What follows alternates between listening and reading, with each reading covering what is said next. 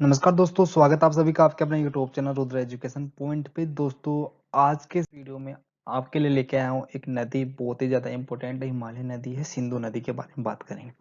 दोस्तों, इस नदी की मैं बात बता दूं पहले आपको क्या क्या बताने वाला हूँ। दोस्तों, इस नदी के बारे में कंप्लीट जानकारी देने वाला हूँ। जितनी भी इसकी सहायक नदियाँ भारत के अंदर से गुजरने वाली, पाकिस्तान की सहायक नदियाँ नेक्स्ट वीडियो के अंदर करेंगे, और जितने भी क्वेश्चंस बनेंगे नेक्स्ट वीडियो के अंदर करने वाले। फिलहाल इस वीडियो में आपको थ्योरी प्लस मैप के माध्यम से समझाऊंगा किस प्रकार से नदी बहती है। ठीक है, इसकी कौन कौन सी सहायक नदी है, इंपॉर्टेंट जानकारी सारी देने वाला हूँ, और आपके माइंड में ऐसे मैप इमेज बना दूंगा कि आप कभी नहीं भूलोगे।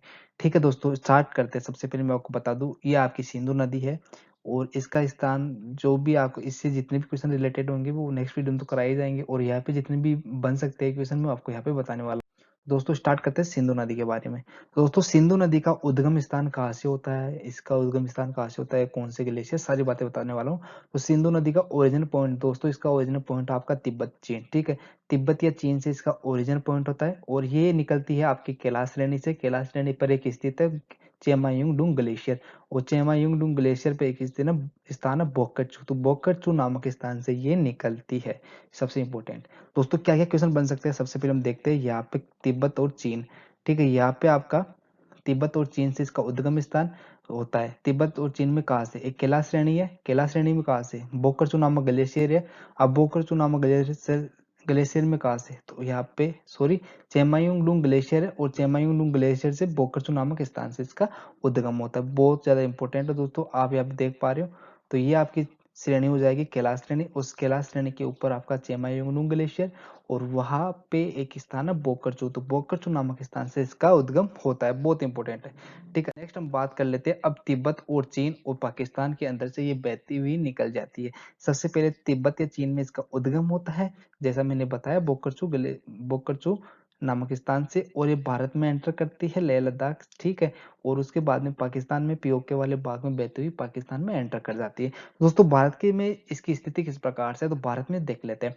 तो भारत में ये प्रवेश कहाँ से करती है, दोस्तों ये भारत में एंटर करती है दमचौक लेह से। ठीक है, आपका जम्मू कश्मीर वाला अभी ये अलग हो चुका है, दो डिस्ट्रिक्ट केंद्र शासित प्रदेश बना दिए गए हैं, जम्मू कश्मीर को और लेह लद्दाख। ठीक है, यहाँ से अब लद्दाख में लेह वाले भाग से ये एंटर करती है दमचौक में, और ये एग्जिट कहाँ से करती है, दोस्तों ये एग्जिट करती है आपके दारिस्तान के पास एक स्थान है चिल्लास, वहां से ये एग्जिट करती है। कभी कभी बुक्स में अंदर चिल्लड़ भी दिया होता है, तो आप ये कंफ्यूज नहीं होना आपको। तो ये प्रवेश करती है आपकी दमचौक से, एग्जिट करती है चिल्लास से, चिल्लास दारिस्तान के पास पीओके में। ठीक है, पीओके इंपॉर्टेंट है। यहाँ से आपको याद रखना है कि ये तिब्बत, भारत और पाकिस्तान तीन देशों के अंदर बहती है, इंपॉर्टेंट है, और भारत और पाकिस्तान में बहती है। तो भारत में कम से कम 1134 35 किलोमीटर की लंबाई कवर करती है ये। ठीक है, उसके बाद हम बात कर लेते हैं आगे क्या क्या बनने वाला है इससे नेक्स्ट। ठीक है, अब हम बात करते हैं इसमें सिंधु नदी। सिंधु नदी भारत की एक नदी है, और ये भारत में किस प्रकार से बहती है ये देखते हैं। तो भारत में सबसे पहले लद्दाख जास्कर श्रेणी के मध्य ये बहती है, लद्दाख और जास्कर श्रेणी के मध्य बहती है, और लद्दाख जास्कर श्रेणी के मध्य बहती हुई ये लद्दाख श्रेणी को काटते हुए इनके बीच में बहती है। और बात कर लेते हैं आगे, सिंधु नदी एक गार्ज का निर्माण करती है गिलगित के पास में पीओके। ठीक है, पीओके के पास में, गिलगित के पास में गॉर्ज का निर्माण करती है। इसके बाद में बात करते हैं इसकी लंबाई कितनी है भारत में। भारत में इसकी लंबाई है 1134 किलोमीटर, और इसकी कुल लंबाई कितनी है, कुल लंबाई इसकी हो जाएगी 2880, यानी कि 2880 किलोमीटर, जो कि 39% कवर करती है। पूरी लंबाई की भारत में 39% कवर करती है। इंपॉर्टेंट है, आपको याद रखना है ये कौन कौन सी श्रेणी के मध्य बहती है, लद्दाख और झारखंड श्रेणियों के मध्य बहती है, और पाक अधिकृत कश्मीर के पास, गिलगित के पास एक गोर्ज का निर्माण करती है। और इसकी लंबाई कितनी है, 14, इसकी लंबाई कुल लंबाई तो जाएगी इसकी 2880 किलोमीटर, और भारत में इसकी लंबाई हो जाएगी 1134 किलोमीटर। ठीक, बात कर ले नेक्स्ट हम बात करने वाले हैं पाकिस्तान में इसकी स्थिति किस प्रकार से है। तो दोस्तों, पाकिस्तान में इसकी स्थिति जानते हैं। तो अटक नामक का एक स्थान है, तो अटक नामक स्थान से ये मैदान में प्रवेश कर जाती है, और वहां से मैदान में बहती हुई चली जाती है। और उसके बाद में ये मितनकोट नामक स्थान पे अपनी सहायक नदियों को साथ लेकर के निकल जाती है, और कराची के पास में इसका अंत हो जाता है। और ये जहाँ पर गिरती है तो वो अरब सागर में गिरती है। कहाँ पे गिरती है ये, अरब सागर में गिरती है। बहुत ज़्यादा इंपॉर्टेंट है, अरब सागर में गिरने वाली नदी है ये सिंधु नदी। और साथ में आपको इसमें जो सहायक नदी है वो उनको भी साथ लेके जाती है। और इसकी जितनी भी सहायक नदी है वो अरब सागर में जाकर गिरती है और मिलती कहाँ पे, मितनकोट में। इस प्रकार से दोस्तों आप ये मैप देखा पा रहे हैं। इस प्रकार से इसमें अगर मैं आपको वन बाय वन नदी समझाऊंगा तो कीचड़ बन जाएगा, कुछ समझ में नहीं आएगा।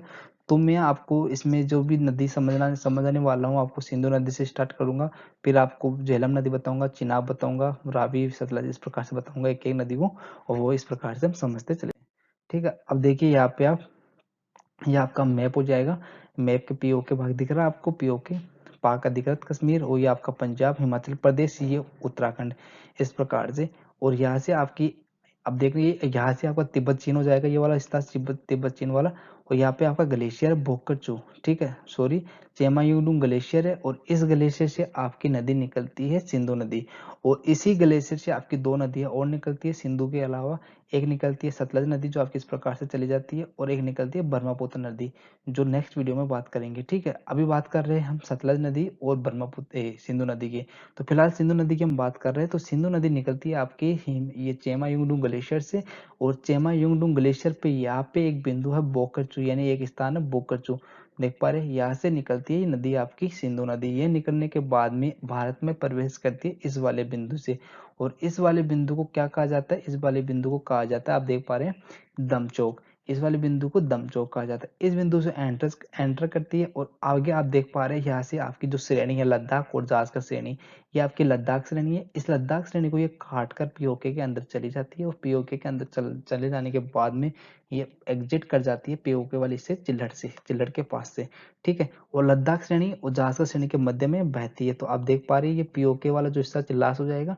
और ये जो जहां जिस बिंदु पे टर्न लेती है दोस्तों, ये वाला पॉइंट आप देख पा रहे हैं यहाँ पे, जैसे रेड मार्क कर रहा हूँ, ये वाला पॉइंट है यहाँ पे, ये टर्न ले रही है आपकी नदी। इस वाले बिंदु को कहेंगे दुंगाती। ठीक है, इस वाले पॉइंट को क्या कहेंगे, दुंगाती कहेंगे, इस वाले बिंदु को जहाँ पे टर्न लेती है, लद्दाख श्रेणी को काटती है। और आगे बाद नीचे देखिए, इसके जो आपकी जहाज का श्रेणी है दोनों के बीच में चली जाती है, बहती हुई उपयोगी के अंदर घुसती है, चली जाती है, और चिल्लास नामक स्थान से एग्जिट कर जाती है, पाकिस्तान में एंटर कर लेती है। इसके बाद में ये इस प्रकार से बह जाती है। और ये इसका मुहाना जो है आपका अरब सागर में खुलता है, यानी कि अरब सागर में गिरती है। इतनी बात आपको समझ में आई दोस्तों? अगर आपको वीडियो अच्छा लग रहा है तो लाइक जरूर कर दें। इसके बाद में हम देखेंगे दोस्तों, ये आपकी हो गई है सिंधु नदी। आप इसकी थ्योरी मैं आपको पहले बता दिया हूँ, इसके बाद में बताया। अब मैं बात कर लेते हैं इसकी सहायक नदी है। दोस्तों इसकी जितनी भी सहायक नदी है वो कंप्लीट नहीं हो पाएगी। और ये भारत से जो इम्पोर्टेंट है हमारे एग्जाम के लिए, वो देखते हैं, वो वाली सहायक नदी हम देखेंगे। दोस्तों इसकी सहायक नदी 5 झेलम, और भी है, श्योक नदी हो जाएगी जो पाकिस्तान से निकलती है, अब सियाचिन से निकलने वाले ग्लेशियर से, और पाकिस्तान से भी काफी सारी नदी आकर मिलती है। तो फिलहाल हम बात करेंगे जो भारत के अंदर से निकलती जो नदियां और इसके अंदर जाकर मिल जाती है, उन नदियों के बारे में बात करेंगे। और ये पंचनद नामक स्थान पे जाकर मिलती है, जैसा कि 5 नदियां हैं। ठीक है, झेलम, चिनाब, रावी, व्यास और सतलज, ये नदियां आपकी, इनमें से 3 नदियां, जो चिनाब, रावी, व्यास, सतलज, ये आपकी 3 नदियां है, ये हिमाचल प्रदेश की है। और ये आपकी जम्मू कश्मीर से निकलती है। और सतलज नदी आपकी ग्लेशियर, चेमायून ग्लेशियर के राकेशताल नामक स्थान से निकलती है। ठीक, इतनी बात आपको समझ में आई। अब देखिए दोस्तों, यहाँ पे जो चिनाब और रावी हिमाचल प्रदेश से हो जाएगी, ऊपर वाली झेलम जम्मू कश्मीर, और सतलज आपकी राजस्थान से। अभी समझाएंगे वन बाय वन करके। और दोस्तों ये जो चिनाब नदी है ये सिंधु नदी की सबसे बड़ी सहायक नदी है। ठीक है, इतनी बात आपको समझ में आई। दोस्तों वीडियो अच्छा लग रहा है लाइक जरूर कर देना। नेक्स्ट हम बात करते हैं झेलम नदी के बारे में। तो झेलम नदी की हम सबसे पहले थ्योरी देखेंगे। थ्योरी क्या क्या होने वाली है इसकी, थ्योरी होने वाली है इसका उद्गम स्थान देखेंगे। सबसे पहले इसका पुराना नाम क्या है और कौन से स्थान से निकलती है, किस उसके बाद में किस प्रकार से चली जाती है। तो झेलम नदी का उद्गम स्थान बेरीनाग झील से, ठीक है, बेरीनाग झील से इसका उद्गम होता है। ये इसके बाद में ये इसका पुराना नाम वितस्ता हो जाएगा। आपको पूछा जा सकता है झेलम नदी का पुराना नाम है, प्राचीन नाम वितस्ता हो जाएगा। उसके बाद में पीओके वाले भाग में भी चली जाती है ये वुलर झील से गुजरने के बाद में। ठीक है, और ये नदी आपकी चिनाब नदी में अंत में जाकर मिल जाती है। तो ये चिनाब नदी की सहायक नदी है झेलम नदी। ठीक है, इस प्रकार से आपको याद रखना है। ये आपका पीओके 3 राज्य आपके। ठीक है, इस प्रकार से आपका जो ये वाला पॉइंट आपको दिख पा रहा है, मैं आपको दिखाता हूँ ये वाला पॉइंट। आप ये वाला पॉइंट देख पा रहे हो, ये वाला हो जाएगा आपका वेरीनाग झील। यहाँ से आपकी नदी निकलती है, ये नदी निकलकर इस प्रकार से गति करती है और आगे चली जाती है, इस प्रकार से बहती हुई आगे। ये वाला हो जाएगा आपका वुलर झील। वुलर झील आपको पता है क्या है, मीठे पानी की झील है।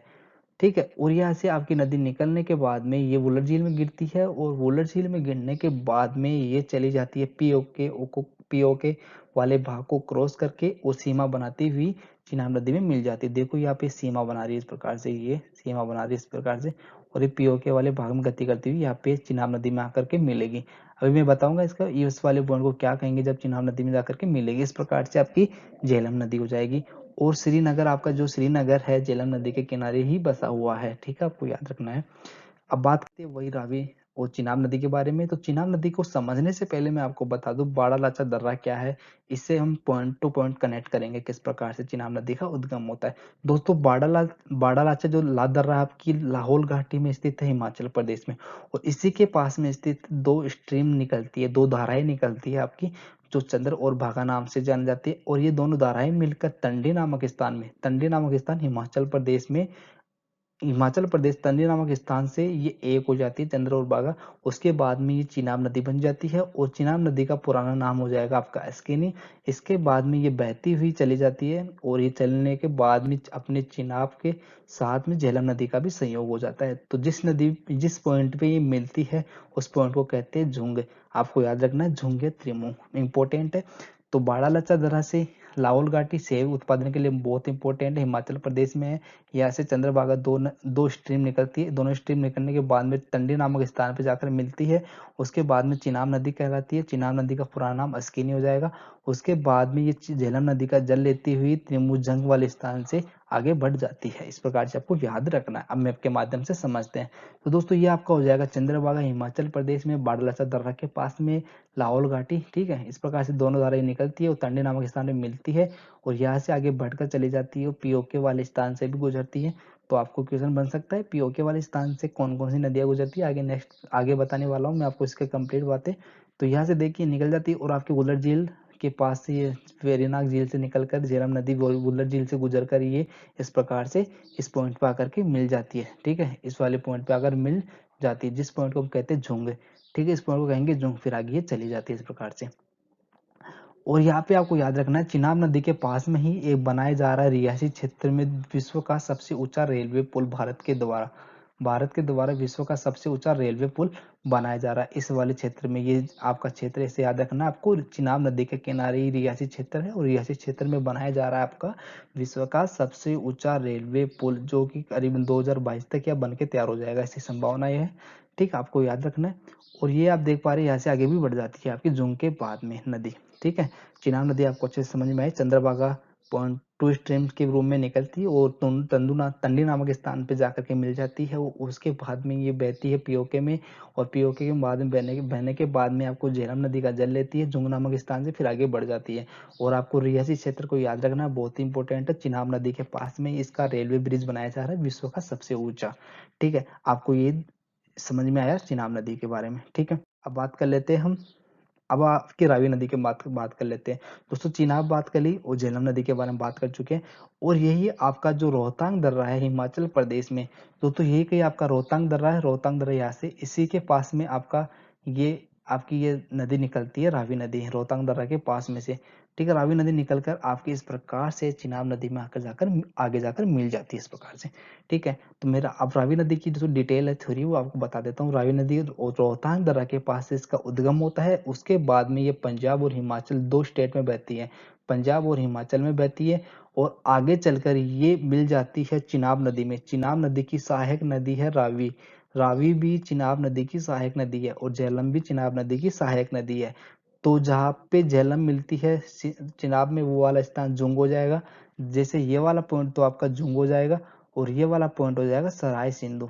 अभी बताऊंगा, जहाँ पे रावी नदी मिलती है चिनाब में वो वाला बिंदु हो जाएगा सराय सिंधु, ये वाला बिंदु आपका सराय सिंधु हो जाएगा इस प्रकार से, ठीक है। नेक्स्ट हम बात कर लेते हैं इसमें, जो अभी ये आपकी रावी नदी चिनाब की सहायक नदी होनी है, ट्रिब्यूटरी होनी है, क्योंकि ये जाके गिर रही है इसमें चिनाब नदी में, ठीक है दोस्तों। ये वाला आपका हो जाएगा सराय सिंधु, और ये वाला मैं आपको बताया अभी, ये वाला हो जाएगा झुंग, ठीक है। झुंग हो जाएगा, त्रिमु बोल सकते हैं आप इस प्रकार से। आपकी रावी नदी हो चुकी है, यहाँ से निकलते रोहतांग दर्रा के पास से। इंपॉर्टेंट आपको समझ में आया, अगर समझ में आ रहा है तो वीडियो को लाइक जरूर कर दे फ्रेंड्स सभी के सभी। और ये आप देख पा रहे इधर से अब हम बात करते हैं किसके बारे में, व्यास नदी के बारे में। व्यास और सतलज नदी दोनों के बारे में बात करने वाले। तो दोस्तों व्यास नदी रोहतांग दर्रा के पास में ही व्यास कुंड है, उसी के पास से उसी के अंदर से आपकी व्यास नदी निकलती है। और व्यास नदी का पुराना नाम है विपाशा, इंपोर्टेंट है, प्राचीन नाम विपाशा। ठीक है, और ये रोहतांग दर्रा के पास में व्यास कुंड है, उसी के पास से निकलती है आपकी व्यास नदी। और वहां से निकलने के बाद में आपके दो शहरों के बीच में से निकलती है, कुल्लू और मनाली शहर। यानी कि व्यास नदी के किनारे ही आपका कुल्लू शहर और मनाली शहर बसा हुआ है।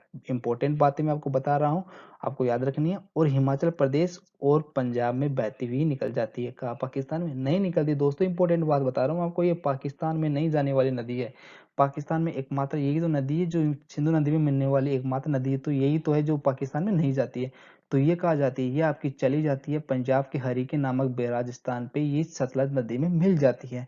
तो आपको इंपॉर्टेंट बात पता चली, व्यास नदी पाकिस्तान में नहीं जाती है और हरिके बैराज नामक स्थान में सतलज नदी में मिल जाती है। बहुत ज्यादा इंपॉर्टेंट है, आपको याद रखना है। अब नेक्स्ट हम बात कर लेते हैं नदी का मैप के माध्यम से समझने की। दोस्तों यहाँ पे व्यास कुंड है, व्यास कुंड से आपकी नदी निकलती है और पंजाब के हरिके बैराज नामक स्थान पे जाकर रुक जाती है। रुकती क्यों है? क्योंकि ये जाके गिर जाती है सतलज नदी में। बहुत ज्यादा इंपॉर्टेंट। अब बात कर लेते हैं हम सतलज नदी की। दोस्तों आपका ये ग्लेशियर चेमा युंगडुंग ग्लेशियर इसके नीचे वाले पॉइंट पे यानी कि दक्षिणी भाग में स्थित है। आपका ये तो ग्लेशियर हो जाएगा चेमा युंगडुंग, इसके दक्षिणी भाग में स्थित है आपका राक्षस ताल या राकस ताल बोला जाता है, दोनों बोल सकते हैं आप, राक्षस ताल या राकस ताल। इसी राक्षस ताल से आपकी नदी निकलती है और हिमाचल प्रदेश की सीमा पर रुक जाती है, क्योंकि ये जो आपकी सिपकिला दर्रा है, सिपकिला दर्रा से एंटर करती है हिमाचल प्रदेश में। उसके बाद में ये चली जाती है इस प्रकार से चिनाब का जल लेते हुए आगे मितनकोट में जाकर मिल जाती है। व्यास कुंड आप देख पा रहे हैं, यहाँ से निकलती है आपकी व्यास नदी और ये मिलती है आपके हरिके बैराज नामक स्थान पे सतलज नदी में। इंपॉर्टेंट, आपको समझ में आया। देखिए यहाँ से आपकी निकलती है सतलज नदी राकसताल से। यहाँ से निकलने के बाद में ये आगे बह जाती है, इस प्रकार से आगे बहती हुई ये आती है आपके यहाँ सिपकेला दर्रा से हिमाचल प्रदेश में एंटर करती है। फिर उसके बाद में ये हरिके बैराज नामक स्थान से व्यास नदी का जल लेती है। फिर उसके बाद में बहकर ये चले जाती है चिनाब नदी का, यहाँ से जल लेकर के ये मितनकोट नामक स्थान पे मिल जाती है। बहुत ज्यादा इंपॉर्टेंट, आपको समझ में आएगा मेरे भाइयों।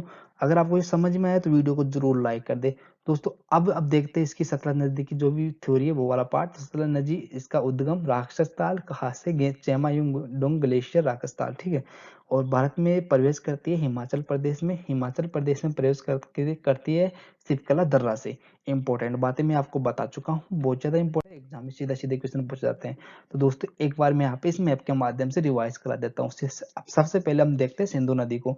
दोस्तों चेमायुंगडोंग ग्लेशियर यहाँ से इस वाले बिंदु से आपकी सिंधु नदी निकलती है, बोकरचू वाले से निकल कर ये आपकी इस प्रकार से चली जाती है और ये एंटर करती है दमचोक वाले बिंदु से। फिर ये काटती है आपकी लद्दाख श्रेणी को, लद्दाख श्रेणी को काट कर ये आपके मध्य में बहती हुई लद्दाख और जास्कर श्रेणी के मध्य बहती हुई पीओके वाले भाग से निकलती है। अब पीओके वाले लास्ट भाग में निकलती है तो इस पॉइंट को कहते हैं आपको चिल्ला, चिल्ला से निकलकर ये आपकी चली जाती है इस प्रकार से। इस प्रकार से आपका ये मितन कोट, ये वाला पॉइंट हो जाएगा आपका मितन कोट, देख पा रहे हैं, ये वाला पॉइंट हो जाएगा आपका मितन कोट। और ये आके जाके अरब सागर में गिर जाती है इस प्रकार से, ठीक है। ये लद्दाख और जास्कर श्रेणी के बीच में से बहती है और ये वाला दुंगाती पॉइंट हो जाएगा, दमचौक से एंटर करती है, पीओके वाले भाग से चिल्लास से एग्जिट कर जाती है और लद्दाख श्रेणी को काटती है। इंपॉर्टेंट बातें। तो यहाँ से क्वेश्चन क्या पूछा जा सकता है, कौन कौन सी नदियां पीओके वाले भाग से बहती है? तो देख पा रहे हैं आप, झेलम नदी, ये वाली झेलम नदी इस प्रकार से पीओके से अंदर घुस रही है। और ये आपकी सिंधु नदी और ये आपकी चिनाब नदी पीओके वाले भाग से निकलती है। कौन सी नदी पाकिस्तान में नहीं जाती? तो व्यास नदी पाकिस्तान में नहीं जाती, क्योंकि व्यास नदी यहाँ से निकलती है। व्यास नदी यहाँ से निकलने के बाद में देखिए, यहाँ से निकलती है व्यास नदी, यहाँ से निकलने के बाद में मैं आपको जूम करके दिखाता हूँ। यहाँ से निकलने के बाद में ये इधर आती है और इधर आने के बाद में यहाँ से आपकी मिल जाती है सतलज नदी में, ठीक है, इंपॉर्टेंट है। और इसके बाद में आपको सतलज नदी यहाँ से निकलती है राक्षस ताल से, चेमायुंगडोंग ग्लेशियर से, फिर वो आती है आपके हिमाचल प्रदेश में, सिपकला दर्रा से एंटर करती है। उसके बाद में ये बहकर चली जाती है आपकी हिमाचल प्रदेश में, पंजाब में। और पंजाब में हरिके बैराज नामक स्थान से व्यास नदी को लेते हुए ये निकल जाती है पाकिस्तान के अंदर और ये चिनाब नदी के जल लेकर के ये आपके मितनकोट पॉइंट वाले पॉइंट पे सिंधु नदी में जाकर मिल जाती है। दोस्तों इस वीडियो में आपको अगर कोई भी डाउट हो तो मुझे बता सकते हैं, और इस वीडियो जितने भी क्वेश्चन बनते हैं इस वीडियो से हम नेक्स्ट वीडियो में लेके आएंगे। और आगे के इस वीडियो में बस इतना ही दोस्तों। नेक्स्ट वीडियो में आपकी इससे क्वेश्चन, फिर उससे नेक्स्ट वीडियो में जो गंगा नदी आपको मैप के माध्यम से इसी प्रकार से मैं समझाने वाला हूँ। अगर आपको वीडियो अच्छा लगा तो लाइक शेयर चैनल को जरूर कर ले। ठीक है, आप हमारे यूट्यूब चैनल पे सब्सक्राइब कर लीजिएगा, लाइक शेयर जरूर करना। आपको फ्रेंड्स लाइक कर देना, आपको वीडियो समझ में आए तो एक लाइक आपका, अगर आप एक लाइक करते हो तो हमारे को भी ऐसा फील होता है, अच्छा फील लगता है, ऐसे इम्प्रूव करते हैं हम भी, जोश आता है हमारे पास। तो ठीक है, आप लाइक जरूर कर दे, शेयर कर दे। और इस वीडियो की पीडीएफ आप हमारे टेलीग्राम चैनल से ले सकते हैं। तो टेलीग्राम चैनल को ज्वाइन करने का तरीका मैं बता देता हूँ आपको। डिस्क्रिप्शन बॉक्स में इसका लिंक मिलेगा, वहां से इसको ज्वाइन करिएगा, वहां पे आपको इसकी पीडीएफ मिल जाएगी। ठीक है दोस्तों, वीडियो देखने के लिए धन्यवाद। नेक्स्ट वीडियो में मिलते हैं दोस्तों, तब तक के लिए जय हिंद, जय हिंद, जय भारत।